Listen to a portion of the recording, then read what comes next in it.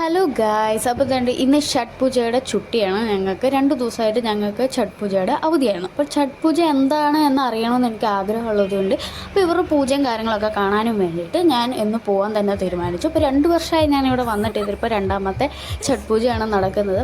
ഇപ്പോഴാണ് എനിക്ക് പോയി കാണണമെന്ന് തോന്നിയത്. ഓക്കെ, അപ്പോൾ ഞാൻ ഛഠ് പൂജ കാണാനായിട്ട് പോയി. അതിനെപ്പറ്റി കൂടുതൽ ആൾക്കാരോട് ഞാൻ ചോദിച്ചപ്പോൾ അവർ പറഞ്ഞൊരു കാര്യം എന്താണെന്ന് വെച്ചാൽ 4 ദിവസം നീണ്ടു നിൽക്കുന്ന ഒരു പൂജ, അതായത് ഉത്സവമാണ്. അത് എല്ലായിടങ്ങളിലും ഒന്നും ആഘോഷിക്കാറില്ല.